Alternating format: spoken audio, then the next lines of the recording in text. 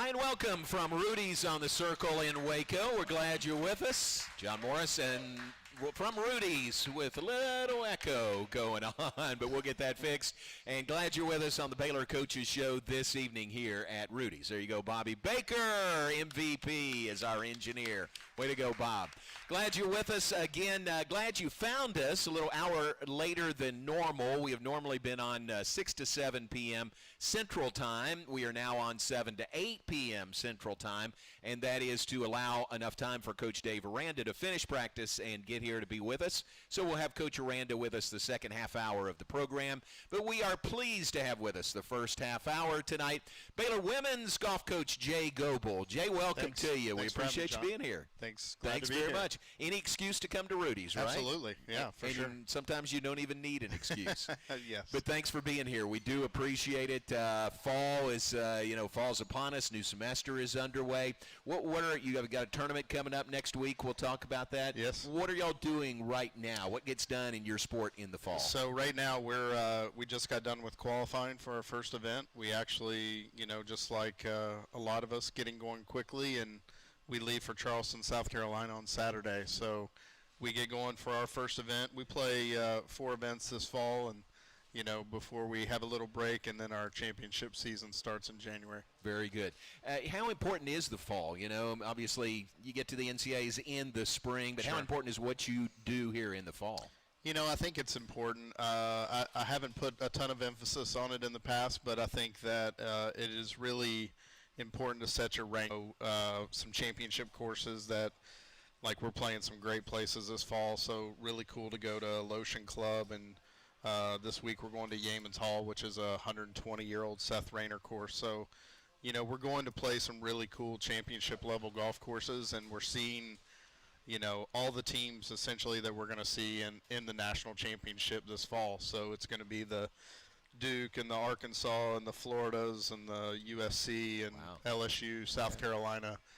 We're going to see all the teams that essentially we're going to have to beat to win a national championship next May. Great, that's great. Yeah. Great plan. It all starts. It all starts here. What you said you had your competition today to set your team. Yes. What's that process like? Walk us through that. So what we typically do is we'll play a 3 to 5 round qualifier to set the low 5 players in the lineup. With our sport, we travel 5 players. The low 4 out of 5 count for our team score each day. So literally we played 5 rounds of golf, and the low 5 players are now going to Charleston on Saturday. There you go. Yeah. Competition inside Pretty easy. your team. The numbers tell you what it is, so it's kind of very subjective. Well, is there any subjectivity to it? I mean, is there ever any variance There on is. that? I would say that as the year goes on, you kind of throw in a few different variables. Gotcha. Maybe somebody has played well on the course before, Gotcha. or maybe somebody doesn't qualify well who is going to go to the event and play well. So it changes a little bit, but I feel like if I can let my team earn their spot with their clubs instead of, my opinion all the time, then it takes a lot of the issues out of play. It's like, hey, you just got to go play and shoot the lower number, and you're going to go. Scoreboard. Look at the scoreboard. Yeah, scoreboard tells you where you need to be. And that's it. That's true.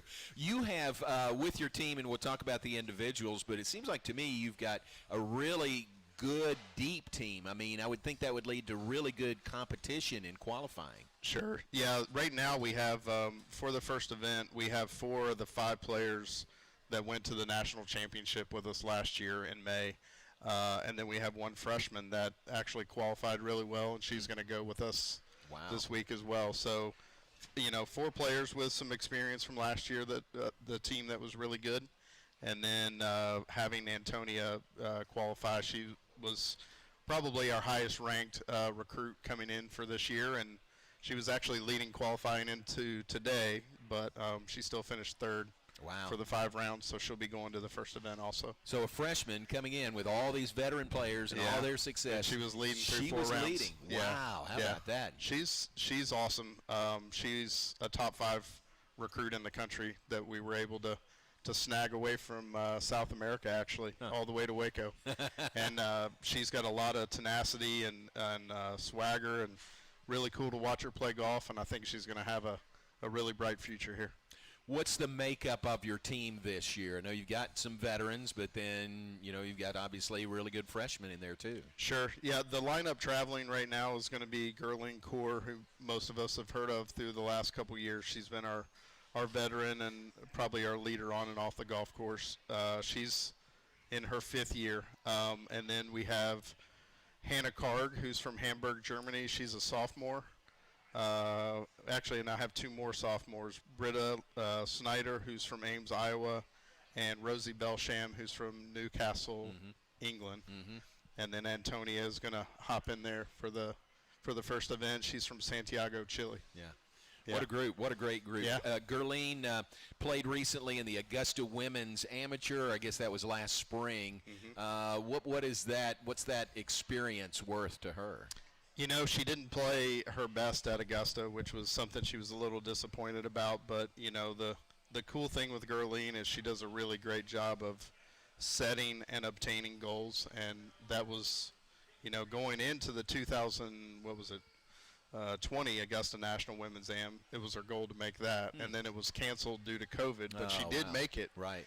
And thankfully, Augusta National sent out invitations to all the players that made it in 20 and let them play in 21. So she was able to kind of realize a dream come true to go play at Augusta. And she went there, and she didn't play her best, but I think that, she'll get back to Augusta before she's done here, and she'll play better next time, I'm sure. Were you able to go? I wasn't able to go. Yeah. It was in the middle of our season. Okay. So Carly, my assistant coach, she actually caddied for her, so she got to go.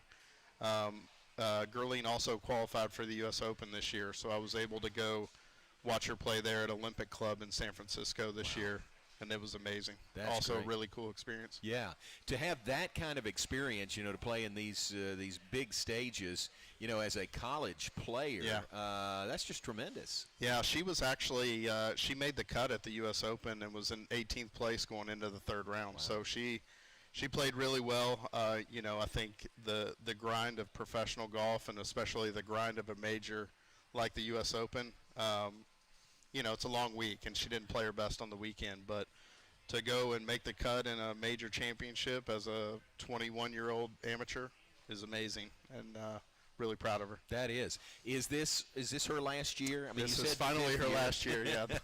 Well, these days I'd like to keep her forever, but yeah. this is going to be her last year. All right, very good. Wow, what a great career she's already had, and be fun to watch her now in her final senior season. All right, we'll take a break. We're off and running on the Baylor Coaches Show. We are live at Rudy's on the Circle in Waco. Rudy's Real Texas Barbecue. We're visiting with Coach Jay Goble, Baylor women's golf coach, and we'll be right back after this.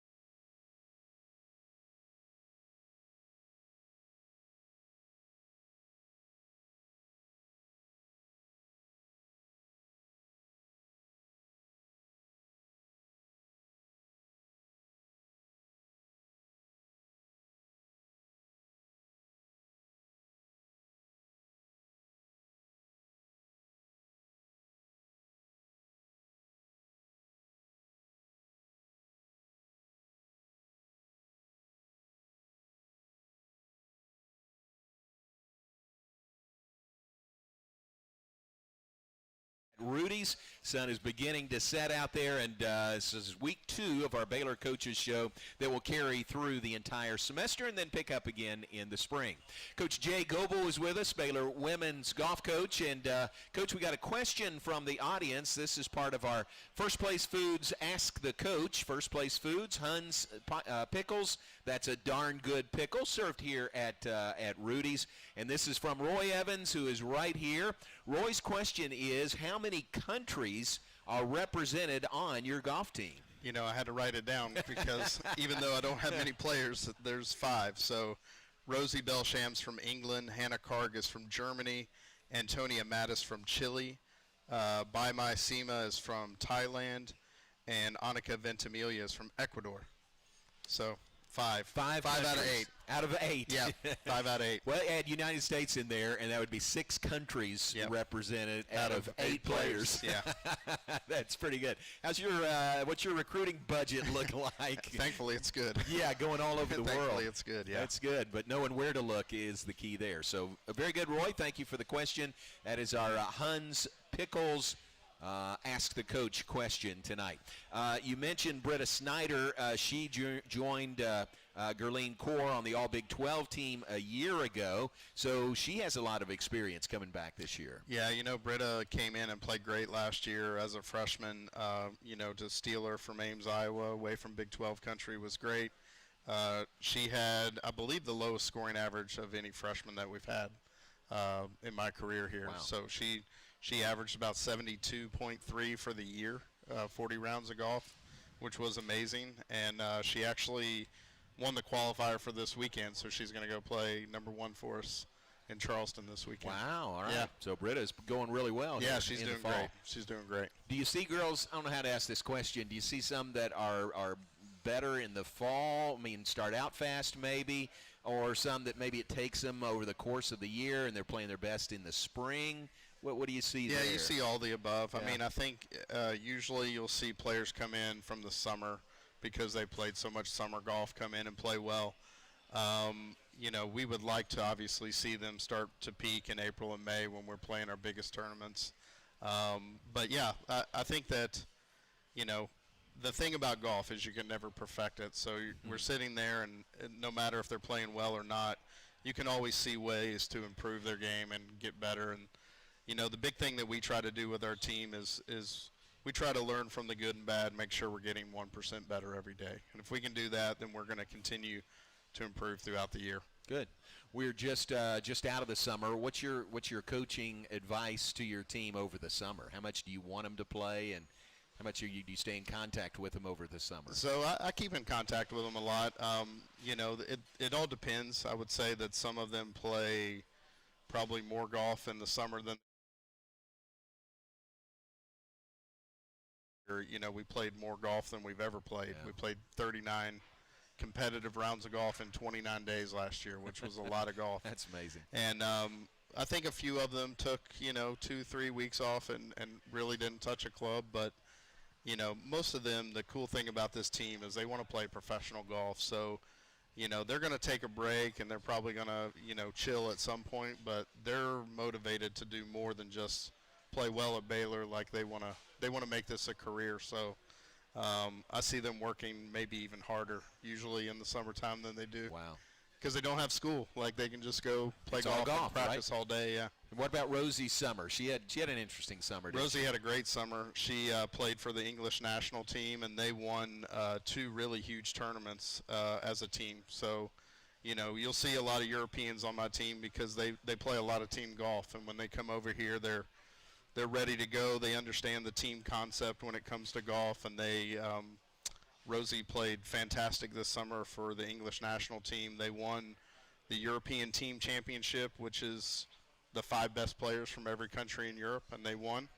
And then they won what's called the Home Internationals, which is the teams in Great Britain. So Ireland, Northern Ireland, Scotland, Wales, England. And they won that match too. Wow, that's great. That's great. She played great. She played great in both of them. That's really good. This is your 11th year here, head coach here at Baylor. How has the program transformed facility-wise? How has that changed? That's kind of a leading question, but how have things changed in now your 11th year here? Yeah, things have changed a lot. It's been fantastic. I mean, I love to see the growth of Waco in general has been awesome. The growth in Baylor and Baylor athletics has been, as you know, out of this world the last 10 years. And we're very fortunate to have the facility on campus now, which is right there on University Parks, 2 minutes away from class where they go to school.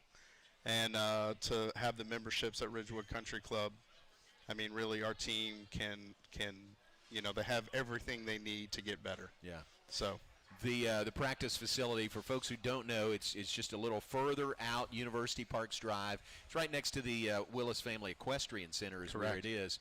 But just that location and the ease of getting there, how close it is to get there, that's got to help. Like for just sure. to get there between classes sometimes. For sure. I think that, the big difference now is that if they have class that may start later, say they may not start classes till 11 a.m. or they don't have time to go to the golf course and play 18 holes or play 9 holes.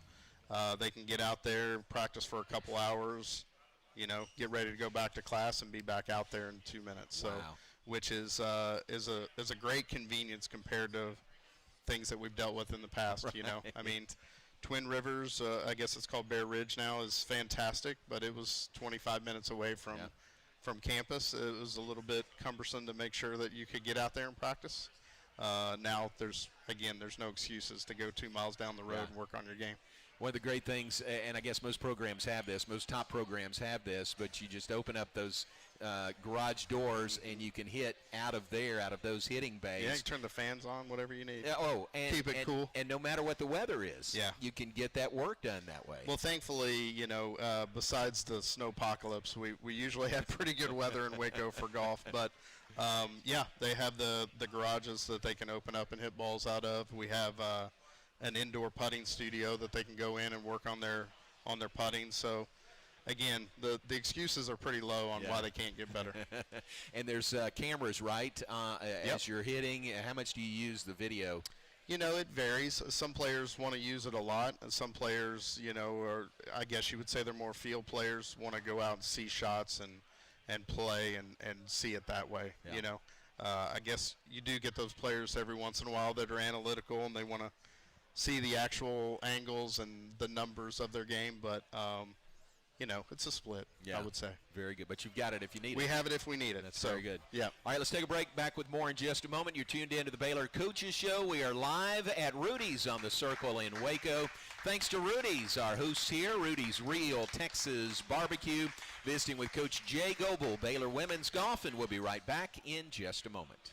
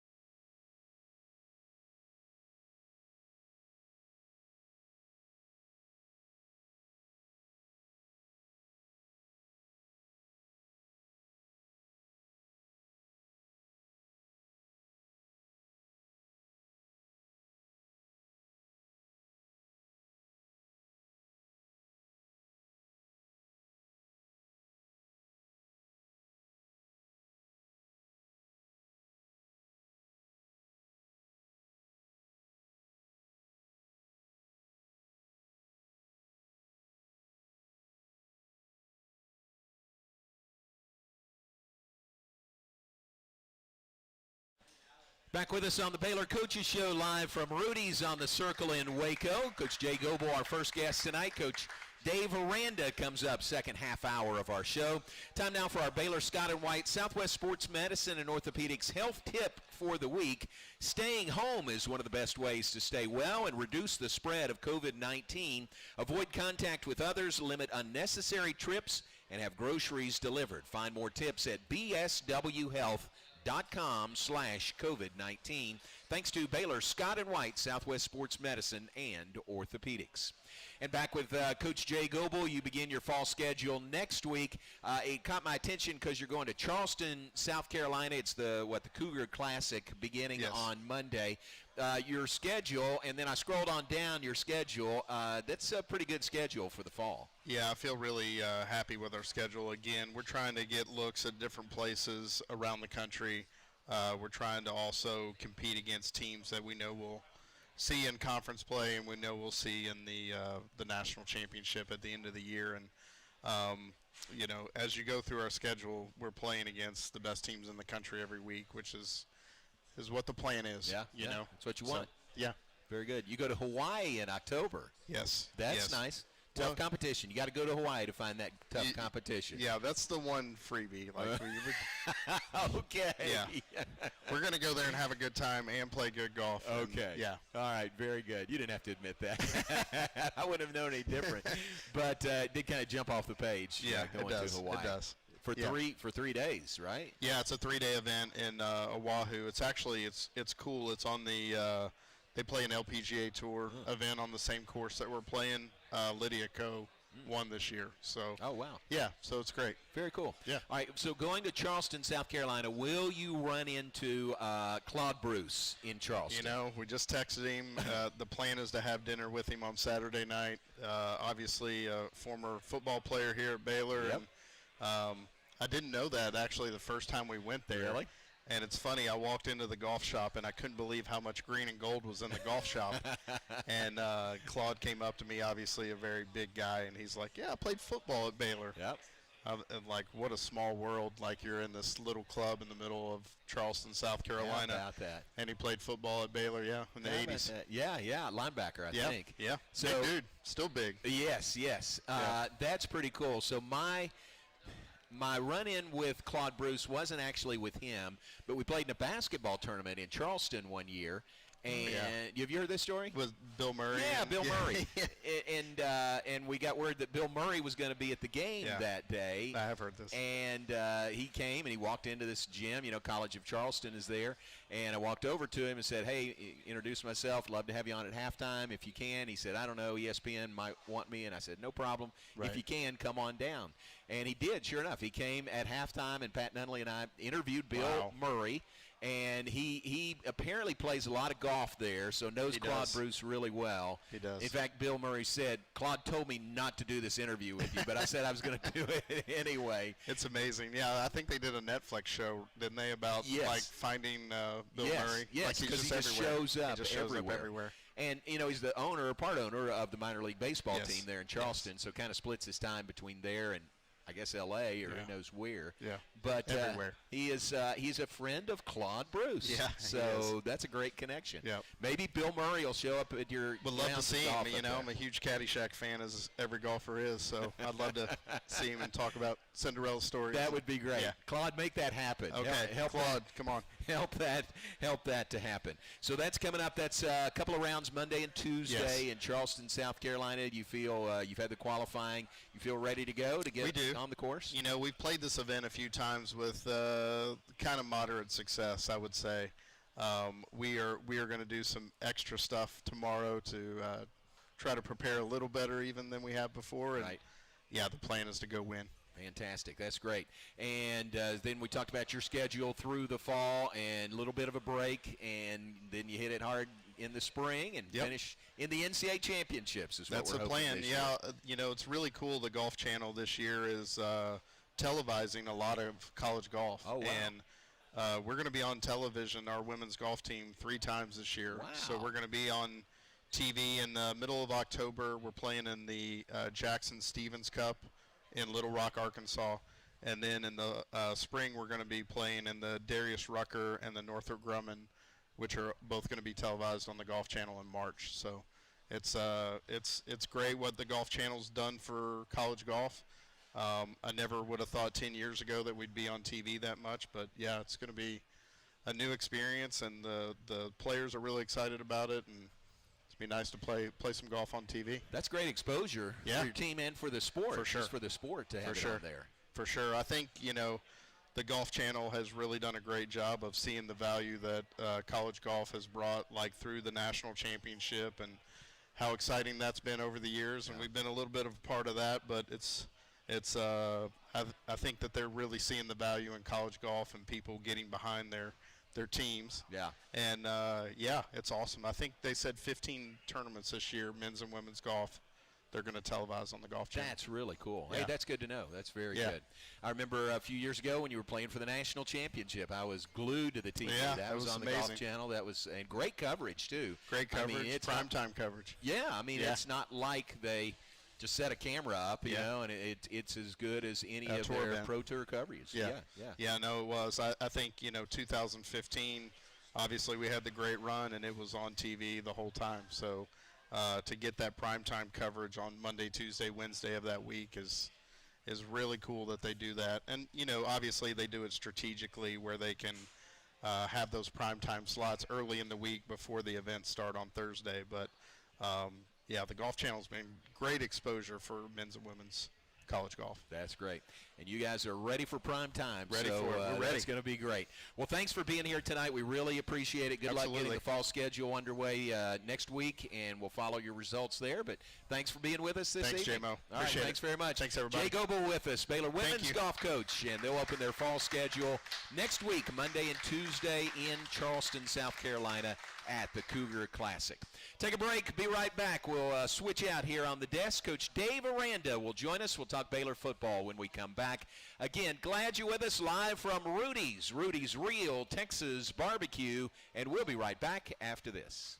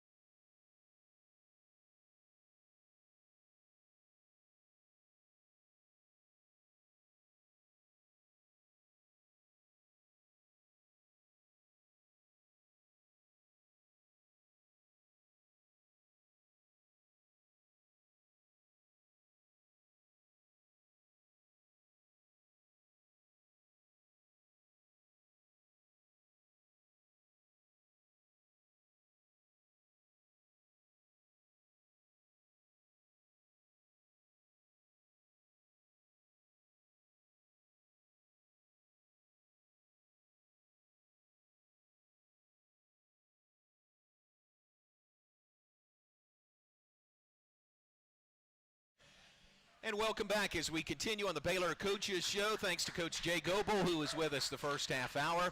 Please join me in welcoming in now Baylor head football coach Dave Aranda with us for the remainder of the show. Coach, welcome. It's good to be here. Appreciate it. Thank you very much.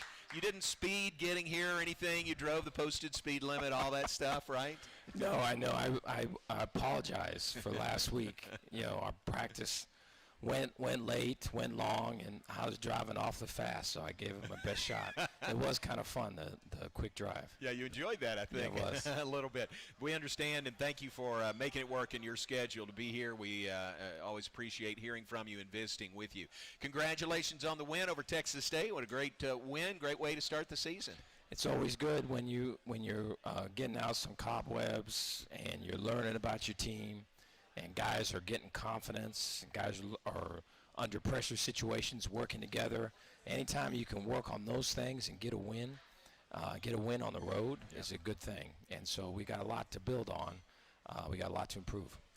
You may never take those for granted. A road win, like you mentioned, and you just run into things on the road that you might not at home. For example, one thing you ran into was you didn't have replay available to you down in San Marcos. You know, it's funny. We on Friday we talked about just the mindset that we wanted on the road, and you know, it was one where, you know, we're coming in to do business. We're going to go in and do what we need to do, and we're going to get out of there and very kind of detail oriented and control the things we can control. We talked about, you know, if we're eating dinner wherever we are and the food's not cooked maybe the way that a certain guy wants it, it doesn't matter. That's not why we're here. If this doesn't work or if that doesn't work, it doesn't matter. It's not why we're here. And so we get to the game, and right at the start of the game, you know, our headsets don't work, you know. And then I think about 5 minutes into the game, you know, instant replays down. And so it was a good opportunity. It was a lot of good reps at working that mindset. And so we'll grow from that and get better with it. But it was good, I think, first time out. If your headsets don't work as the visiting team, do the officials make the other team, the home team, not use the headsets? If it got to that point, I think for us, so we could still, like, it was very much broken up. So there would be, okay. So it wasn't out completely, but we had there were certain coaches that were just standing in the same spot for the majority of the game because they felt that that's when the best reception was. Right. So guys wouldn't follow the ball. Certain guys were figuring out, well, if I stand close to this, you know, I can maybe hear better, or so it would be in and out throughout the game, and there was a lot of like reading lips to kind of put it together. But you know but all of that is normal, though. I mean, as much as, you know, there's preparation and technology and all of it. The point of it to me is that it's never going to go according to plan, and so it's about, you know, it's a game of random events and setbacks, and it's about how you respond to those things, and so. I thought we started off well in that respect. And then no replay available. Unfortunately, you had a play that you would have loved to have had the opportunity to have it reviewed. Yeah, so when Josh caught that ball on the sideline, you know, Sean Bell's upstairs, and Sean is going, Dave, that is a touchdown. And he's just going, his emotion is kind of taking over, and you can hear it. And I go, Sean, I know it's down. I'm going to go talk to the guy. And I'm going over to talk to our ref on our sideline. He kind of looks at me. He kind of shrugs his shoulders, you know. And so I just go, there's nothing we can do. And he says, no. And so just, you know, my heart at that point breaks for Josh. Yeah. Because, I mean, Josh did a lot of great things in camp, but he never caught a ball like that. And so for him to do that in a game, under the lights, when it matters, is way cool to see. You know, he's doing it for his team. And so, you know, after that, though, right, it's not ruled a touchdown. We call, I think it's a perimeter screen, or it was a quick pass out to the boundary, our boundary. And Josh is the number one receiver. He's the receiver closest to the boundary. He's blocking, and he blocks this guy like 10 yards down the field. And so there was no complaining. There was no pouting. There was no, like, palms up. There was none of that. And just so proud of Josh for that. Just the maturity of him. We talk about competitive maturity, like being your best in the most pressurized competitive spots. And I think Josh was a great example of that. So we talked about that and highlighted that on our Monday meeting. You know, that's what it's really about. It's pretty cool to see. And it was a great catch. I mean, when we couldn't tell. We thought he may have caught it but landed out of bounds, and we're saying, why aren't we reviewing this? We didn't know that replay wasn't available. But then to see the video from an on-field camera, that was a great catch. It was. I mean, you know, now he's made some catches since then. He had one like that today. Oh, you wow. know, and so I think Josh is ready to break out. You know, we're moving him So he's a Z now, right? So he's not always inside. The last couple of years he's been a slot, been an interior guy, and so now he's playing outside at the Z. So RJ is playing more inside at the slot. RJ's been a Z, and now Josh is playing outside. So those two really flipped. And so I think his ability to run the jet sweeps and his ability to get off press and make plays down the field with acrobatic catches, man, he's doing it. So it's pretty cool to see. I think he's going to have a big one here coming up. That's fine. 29-20 the final score. You put a lot on your lines, your offensive line and your defensive line. But with this new offense, that offensive line has got to go. How did they grade out? How do you feel like they played? I thought they played well, and I thought they played better as the game went on. And I thought there was a rhythm, and there was a cohesion, and there was a belief. You know, one of the coolest things for me is that when you're on the sidelines and guys are coming off, and maybe it was a touchdown, maybe it was 3 and out, whatever the situation is, you come on the sideline and they're talking. You know, hey, this was a pirate stunt, or hey, this was a 3 technique. No, it was a 4-eye. He looped out, or you know, the safety came down. We made an out call, and they're just talking ball. And I give credit to them. I give credit to Eric Mateos for that. I think they're completely bought in and together with how they see the game and what they want to get out of it. I think Jeff's feeling confident about them too, Jeff Grimes, and so he's putting more. Calling the game more through that vein of the O-line pumping the ball in meticulous way. You know, 4 yards, cloud of dust, 4 yards, cloud of dust, 20 yards. You know, 4 yards, 60 yards. You know, and so I just feel like that is something where we were able to kind of make our mark in terms of an identity, and at the end of the game, man, their confidence was really high, and so it was way cool to see. Don't you feel better about your depth in the offensive line this year, especially compared to last year? Yeah, so we have the ability. We have a really strong 2 deep, and then we have, you know, with some young guys, we have 3 deep, which, you know, there's games last year where we had, you know, 7 guys, you know, 6 guys, and so for the game, you know, and so it's a big difference. And then I think guys are pushing each other. You know, there's still some competition at the right tackle. So, you know, again, that's still going on right now in terms of really good competition for both Gavin and Khalil. So I feel really good about where they're at, but, you know, where they're going. Nice. Very good. All right, we'll take a break. Back with more in a moment. You're live at Rudy's on the Baylor Coaches Show with Coach Dave Aranda talking Baylor football. Take a break and be right back. Thanks to Rudy's. Rudy's Real Texas Barbecue. And we'll be right back in just a moment.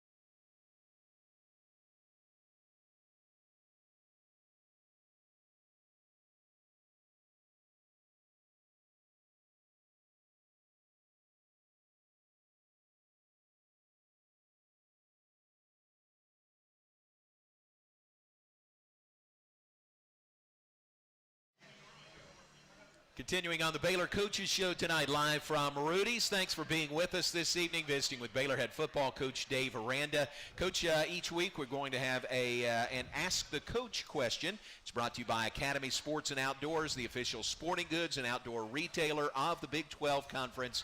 Here is tonight's Ask the Coach question. Hey, Coach, what did you learn in your first season at Baylor that you would use in your second season?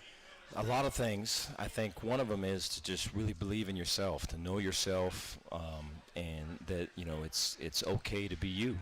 I think there is a for me, just in growing in football, from a position coach to a coordinator. I remember the first game I called, Division I, was at the University of Hawaii, and just that learning curve. And then to the very end, when I was at LSU calling games, it just got to there's so many things you have to connect, and there's like a kind of a rage to master that you have to always fine-tune your game, your thoughts, what you believe. And so it's a great journey to be on. But as a head coach, you go through the same thing. And then you've got just great mentors just here at the Baylor campus, whether it's Coach Drew or it was Coach Mulkey when she was here, and there's coaches that I speak with weekly, and just taking in things and learning and growing and then applying. I think that mindset, and then being humble about it, right, and not having an ego. I think those would be big takeaways from year one to year two. Very good. All right, that's our Academy Sports and Outdoors Ask the Coach question tonight. Academy Sports and Outdoors, the official sporting goods and outdoor retailer of the Big 12 Conference. Along those lines, what you're talking about, other coaches here at Baylor, working with them, learning from them. We had a department staff meeting this morning, got everybody together, and kudos to you. I mean, that's got to be tough on a Wednesday of a game week to get your whole staff there for an hour-and-a-half meeting, but you did it. After the meeting, you and Nikki Collin, our new women's basketball coach, y'all were having a pretty good conversation that lasted a while. Don't give away any secrets, but what was that conversation like? I've got such a great respect for her. I think, just in the time that I've known her and the talks that we've had, she's got such a great heart. And, she's very transparent and very warm and, very competitive, and so that is a great mix right there. Yeah. And I think in talking to her, we this particular time we were talking about just our teams and just the difference in culture from one culture to the next, right? And how long it takes to kind of get the buy-in of the culture and just the day-to-day, and trying to get to competitive situations in practice, because that'll bring out what's maybe underneath the surface in terms of the repressed or strong emotions that are kind of being held down, right? And so it was really good. I think a lot of similar things that the journey that I've been on, I think she is on right now. And so it's probably need to talk to her more. That's cool. That's very good. Hope you don't mind me asking. You don't want to, barge in on private conversation, but I thought it would be something interesting like that. Back to football and your defense. 3 takeaways against Texas State. Big part of the win. That's huge, isn't it, to win that turnover battle? It is, and I think our defense is built that way. I think we're going to have a lot more of those. Would be my guess, just with the playmakers that we have. So today, right, Wednesday is turnover Wednesday for the defense, and it's no turnover Wednesday for the offense. And, we had some turnovers defensively. And so I think there's some guys that have the knack for that. You talk about Petrie and Christian Morgan and Terrell Bernard today.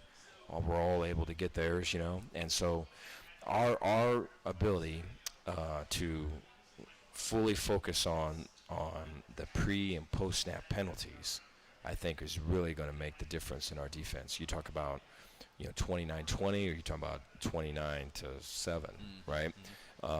And that's not including what happened with Fleeks. But I think the ability to control those things, and a lot of that comes with education, comes with really emphasizing competitive maturity, because we can talk about things, and then once stuff gets to a revved up state, you've got to press pause and make really good decisions. And so, we've continued to hit on it, and I think that's really going to be the difference because we can be an elite defense, and that's our expectation, and really that's the standard. Yeah. What do you do about the penalties? 11 for 99. That was the main thing you were talking about after the game, as far as on the downside, disappointing. What do you do about that? We have refs at our practice, and so just the practice that I left right now, and so we had some, I think we had 2 holdings in practice. We had an offsides in practice.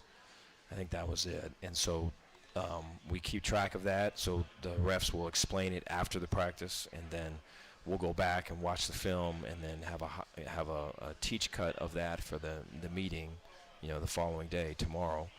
And then we continually pull examples as far as education goes of here's a penalty that was purely the fault of the player that did it. It was a pre or post snap penalty, and this changes the game, right? And so we kind of set the situation, show those examples, and then the third thing would be to get into as competitive spots as we can in practice, so we can get the emotion to a pitch to where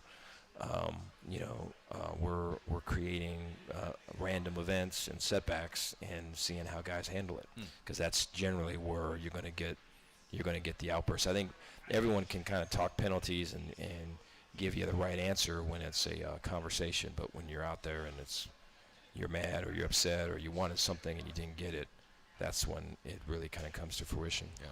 All right, let's take a break. When we come back, final segment with Coach. We'll look ahead. Texas Southern coming into McLean Stadium. A home game at McLean Stadium. Hopefully a full house. That'll be a lot of fun. We'll talk about all that when we come back with Coach Dave Aranda on the Baylor Coaches Show. And we'll be right back live from Rudy's right after this.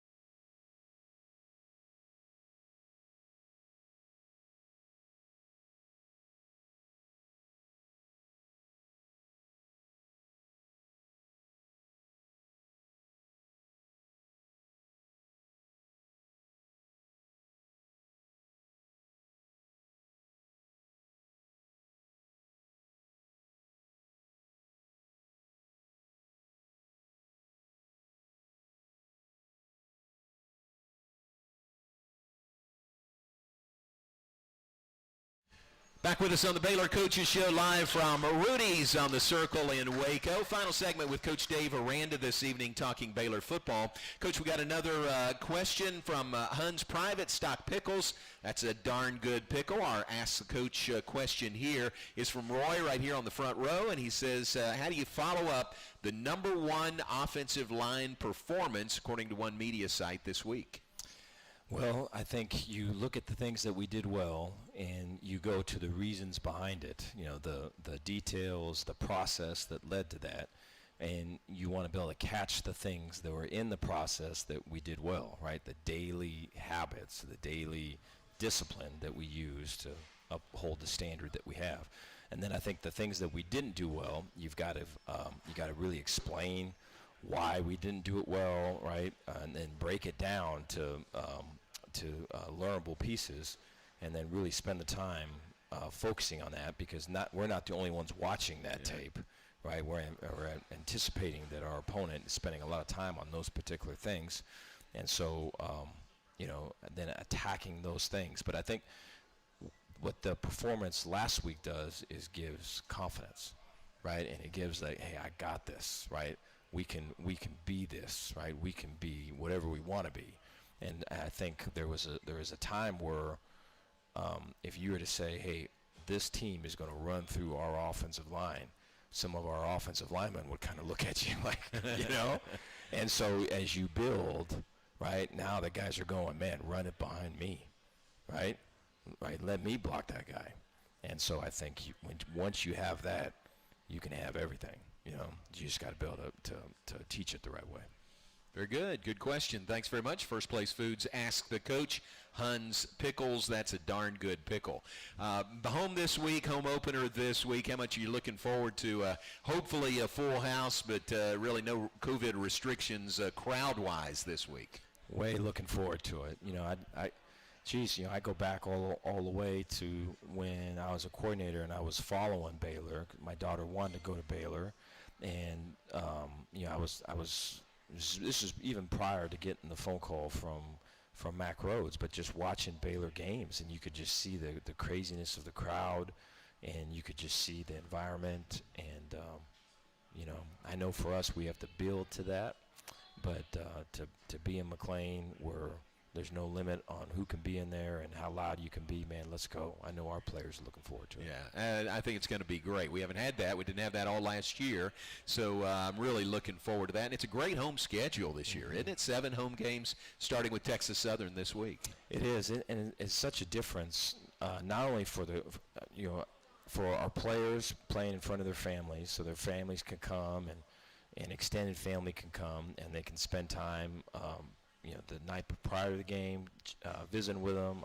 obviously after the game. But then also for coaches, too, because, we can come in a little bit later on Friday, so there's a little bit more rest there. And so I think the ability to be at home is such a big deal. And to build the excitement with our fans is probably the number one. What were you saying earlier this week? Some of your families, coaches' families, were asking, "Hey, what's this like?" Oh, yeah. You said, "I don't know. We'll find out Saturday." Yeah, we have like family dinners on Sunday, and so they all come in and we'll order food, but the wives will each of them will bring different desserts, and it's a break for the staff from game planning. And so we've got a fair amount of staff with little kids, and so those little kids are running up and down and all of it, so it's really cool to do all of it. But they're asking, we got a home game, and Dave, what about this, what about that? And I have no idea. I don't even know, man. I'm excited too, though. Let's go. Yeah.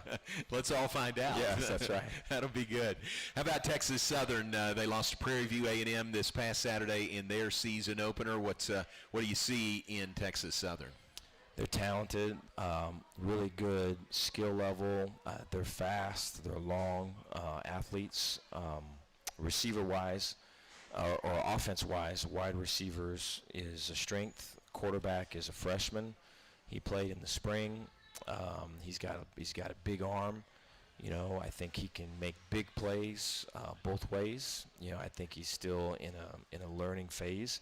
I think offensive line for them is inconsistent, but I think running back and receivers, they're talented and they can turn something or nothing into something pretty quick.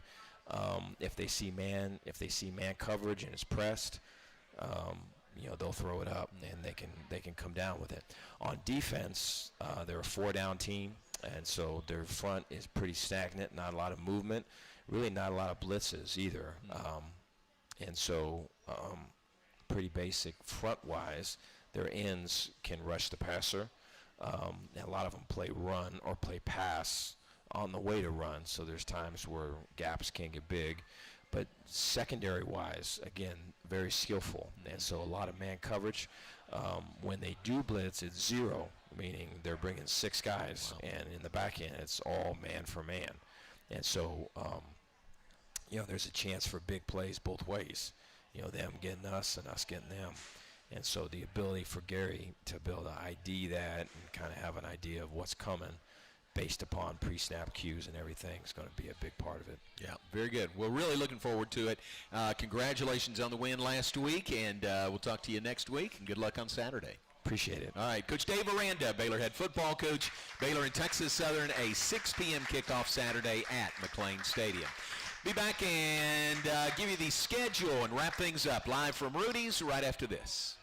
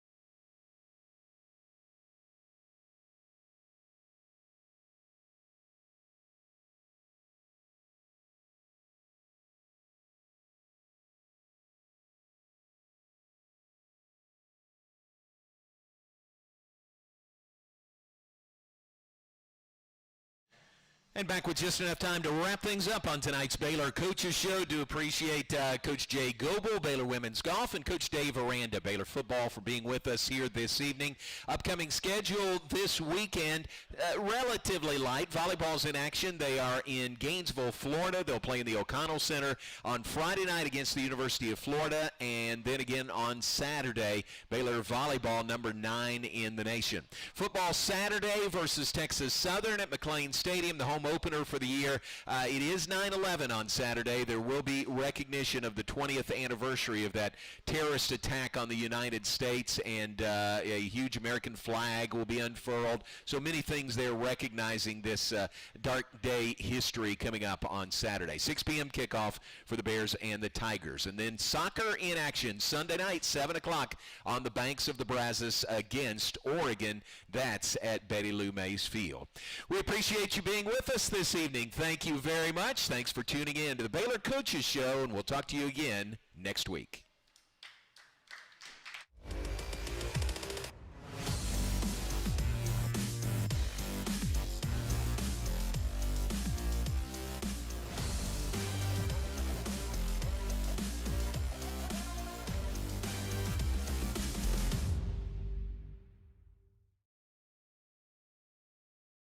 This has been a presentation from Learfield,